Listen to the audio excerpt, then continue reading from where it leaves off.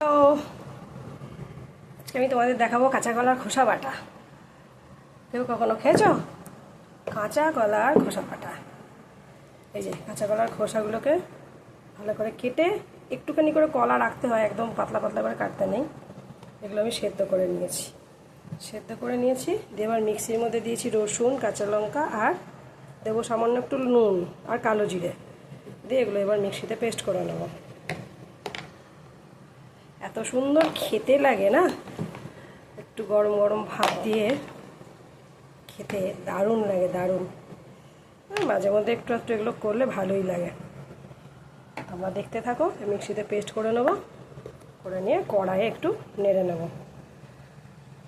দেখো সম্পূর্ণ পেস্ট হয়ে গেছে, কমপ্লিট।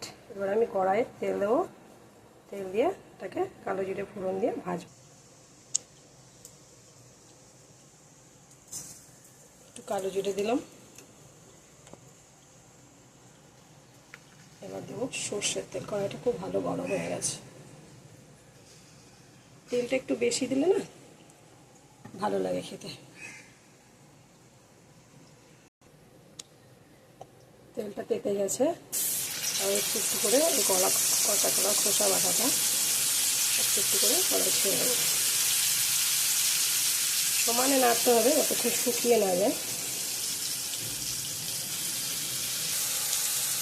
হলুদ দিয়ে দিয়েছি, এবার দেবো একটু লবণের মাত্রাটা না সবসময় কম দিতে হবে, লবণ যেন বেশি না হয়।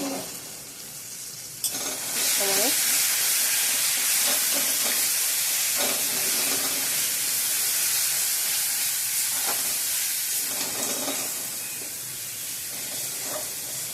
এটার সাথে চাইলে তোমরা টমেটোও দিতে পারো। আমি এর আগে ভেবে করেছিলাম, ওর মধ্যে টমেটো পেস্ট করে দিয়েছিলাম, ভালো লাগে। আজকে আমার টমেটো নেই বলে দিলাম না। খুব ভালো লাগে, খুবই ভালো লাগে। আমার রেসিপিটা আমাদের কেমন লাগলো একটু কমেন্ট বক্সে জানিও প্লিজ।